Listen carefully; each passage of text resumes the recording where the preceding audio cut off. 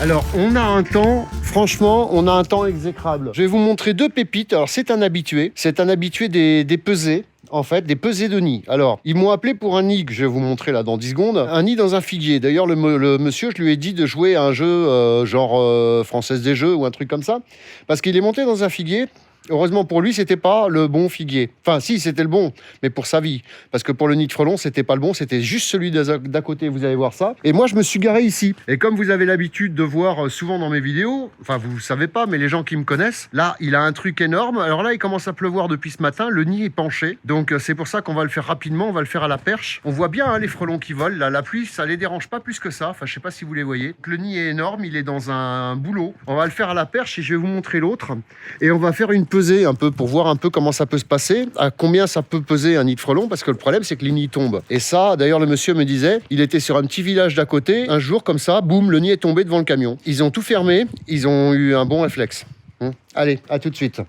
On va utiliser la perche Air Addict pour celui-là, et pour l'autre on va utiliser la technique du cours vite. À tout de suite. Allez, donc du coup, on va utiliser la perche pour celui-là, je vais vous montrer. Poum pim pam. Donc là, je pense que là, j'utilise le top du top qui existe sur le marché. Ça, ces perches-là, bien sûr. Après, il y a des embouts, hein, vous les connaissez. C'est des rallonges et en fait, on peut monter autant qu'on a de bras. Vous voyez, ça, celle-là, elle doit faire, je crois, 16 mètres de mémoire. Et après, c'est des rallonges qui font à peu près 3 mètres. Donc, on les enquille, donc on peut monter à 30 mètres. Là, pour l'instant, on n'a pas besoin. On va monter à 8 mètres 92 à peu près. Mais ça, c'est environ parce que je suis pas trop sûr. Je prépare tout ça et vous allez voir que c'est mieux d'être en haut, enfin, que la perche soit, que la pointe soit en haut et que nous, on soit en bas. Sauf que là, on va aller voir celui du bas et je pense que le caméraman amateur, Philippe, force à toi, celui qui tient la caméra aussi se reconnaîtra. Allez, donc du coup, on utilise un compresseur, une bonbonne d'air comprimé et on va monter là-haut. À tout de suite. Allez, du coup, on y va. Vous avez vu le petit logo, hein, c'est marqué attention l'électricité. J'en parle pour quelqu'un qui va se reconnaître. Donc là, le but du jeu, c'est de monter le plus droit possible.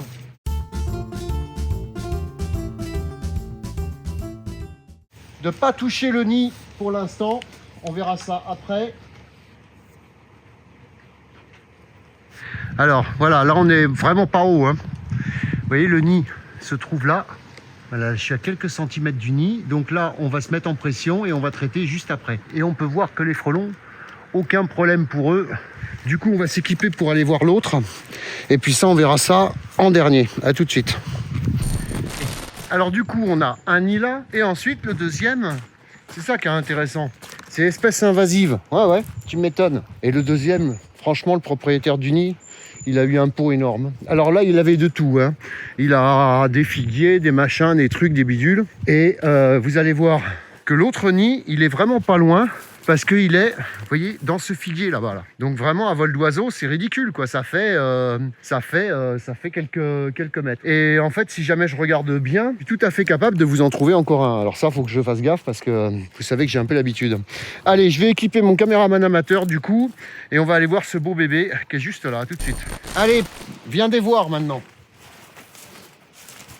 Donc le monsieur, en fait, il montait sur ce figuier-là. D'accord ? C'est le caméraman, hein. Viens des voir maintenant. Alors bon, tous ces pièges-là, ça sert pas à grand-chose. Hein. Ça, à part attirer les insectes un peu plus que les autres. Alors vous en chopez, bien sûr.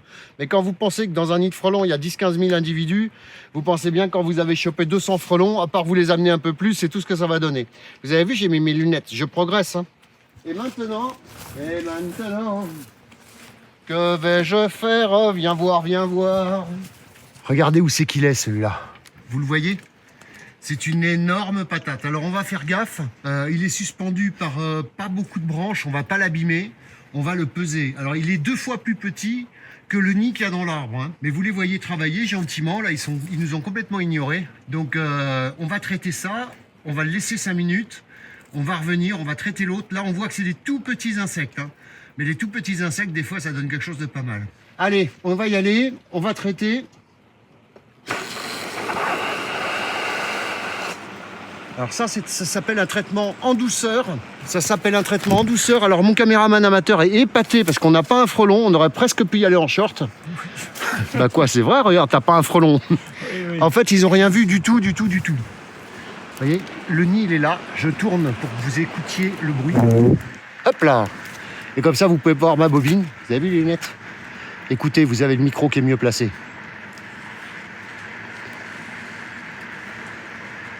Ok, allez. Donc là, maintenant, ce qu'on va faire, on va aller piquer l'autre nid avec la canne. Et on va venir pour peser ce joli nid qu'on raccrochera après parce qu'il y aura quand même des insectes à l'extérieur.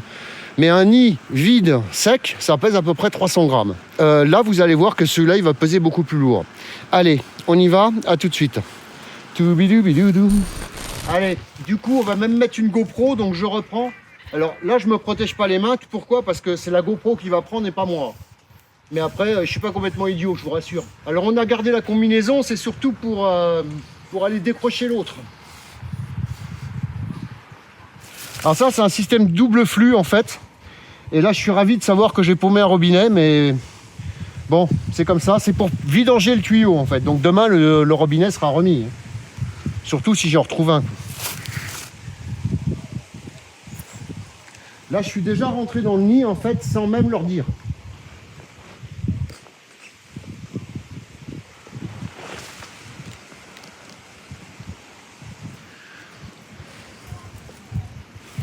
Voilà, donc là on a traité, je laisse un peu la canne en place pour montrer un peu les images de la GoPro. On va aller faire la pesée sur l'autre. Vous allez voir, à mon avis, ça doit être beaucoup plus calme, mais par contre ça va être beaucoup plus lourd. Et là-haut, pas un insecte, mais ça c'est quand on travaille intelligemment ça. Allez, à tout de suite, venez.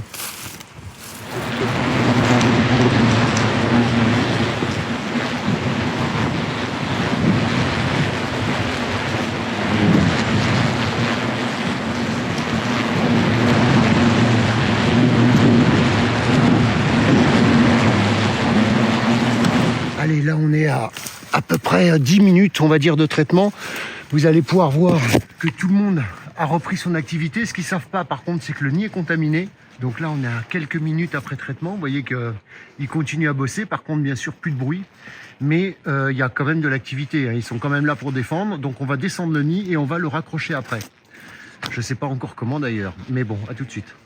Allez, let's go.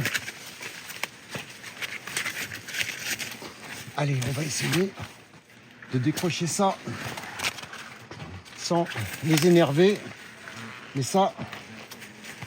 Donc là, on est à 10 minutes, un quart d'heure. Hein. Alors, je vais essayer de ne pas me prendre le nid sur la courge. Vous voyez qu'il tient par une toute petite branche. Ça y est, j'en ai quelques-uns. Parce que bien sûr, il y en a plein qui ne sont pas traités. Alors là, du coup, c'est moi qui les prends un peu. Vous voyez, d'ailleurs, c'est quand même très très compliqué de décrocher un nid. Et ça, c'est pareil. On nous demande des fois de décrocher les nids. Mais vous voyez un peu le bordel que c'est. Alors, du coup, le caméraman amateur est ravi.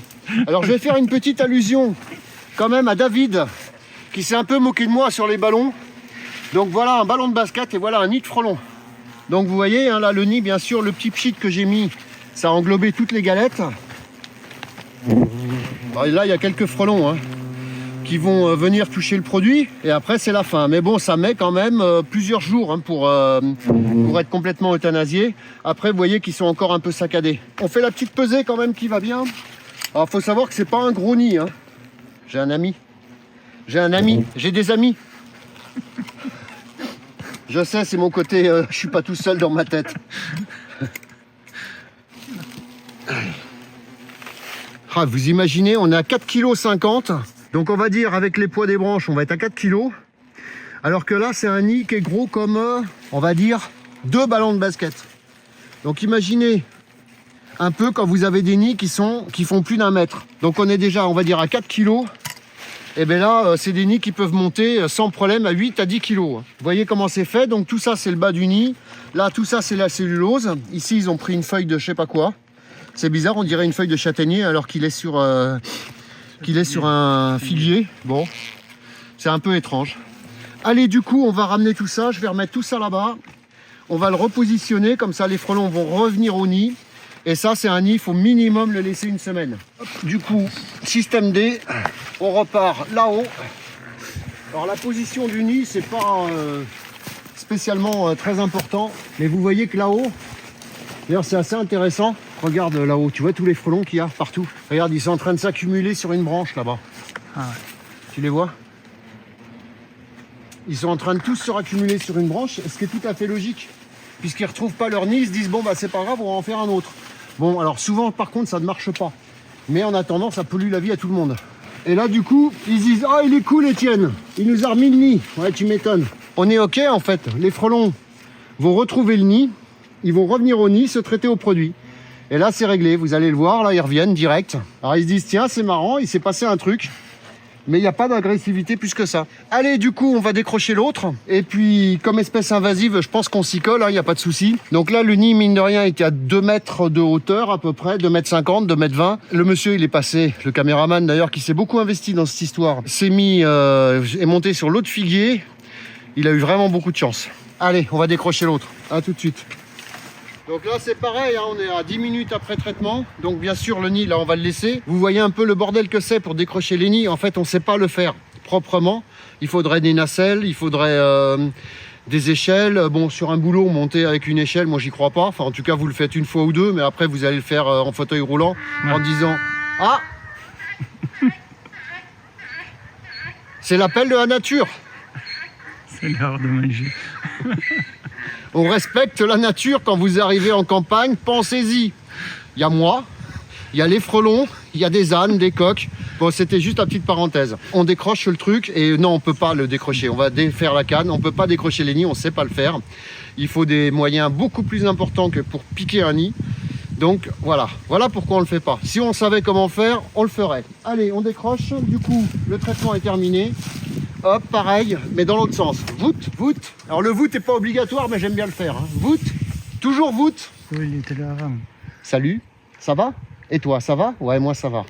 Bon, le nid, il est en haut. Moi, en bas, c'est réglé. Oui, je sais, je suis pas tout seul dans ma tête. La suite au prochain numéro dans la joie, la bonne humeur. Non, mais il faut se le vivre, hein, vous savez. Parce que quand on est deux comme ça, mais quand on est encore plus que deux, ah, vous imaginez même pas. Enfin, allez, à tout de suite. On plie, on enlève tout ça. À tout de suite.